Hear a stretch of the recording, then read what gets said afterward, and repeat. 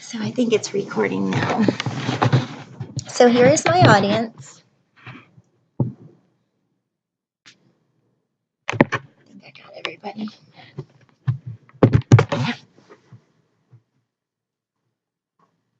Just make sure it's centered. So thank you for coming. Really appreciate it.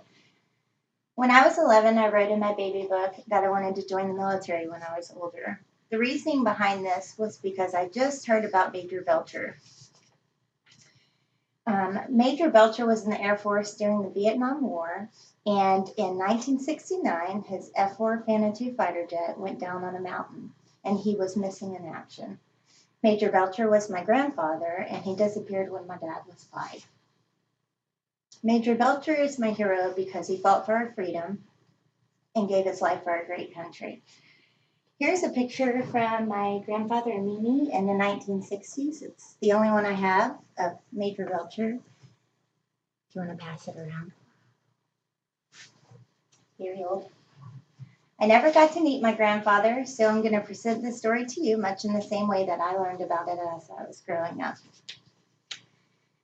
According to my father and aunts, Major Belcher was a fun, fearless, family-loving man. So you can understand how traumatized my family was when the government knocked on their door and said that his jet had crashed. According to the U.S. Air Force, his fighter jet went down like a bomb and exploded into a mountainside. And none of the flight formation crew that was flying around with him saw Major Belcher nor First Lieutenant Miller eject from the airplane. The U.S. Air Force crew searched for him for 2 hours and then gave up their search because of enemy in the presence of the crash area. Many years later, the government was knocking on my Mimi's door with new evidence that had emerged of Major Belcher, some 25 years later to be exact. In 1994, the Joint Task Force for Full Accounting out of Hawaii was able to retrieve Major Belcher's dog tags from the black market. Along with that came numerous bone fragments that were supposed to belong to Major Belcher and First Lieutenant Miller. But after further review and testing my dad's DNA against that DNA and looking at the Air Force dental records for them both, the evidence didn't support that they were their bone fragments.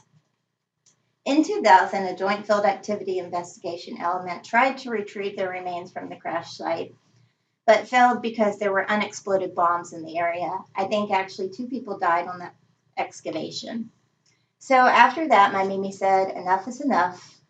It's been 30 years now. Let's just let it be. And in 2003, they declared Major Belcher killed in action, body not recovered. In 2005, the United States government decided they were going to have ceremonies for Major Belcher and First Lieutenant Miller at the Arlington National Cemetery. They had a bugler and flew the colors at half-mast. And as the last sounds of the gun salute went off, my family and First Lieutenant Miller's family were able to meet each other, hug, and cried. I think this finally let my family put to rest the grief that they had held on to for so long, much like the folding of the flag that they placed in my Mimi's arms. When my Mimi was close to dying, I asked her, Mimi, do you miss Granddad? And she said, every day. I did end up joining the military because of my grandfather, and that's why I'm standing here today. Major Belcher was a family man. Major Belcher was an officer. Major Belcher fought for our freedom, and Major Belcher gave us life. Let us not forget the sacrifices that those have made for a great country. I also have a pamphlet on my grandfather that goes into more detail about what I just discussed with you. You can take with you. And I have one more. You don't need one.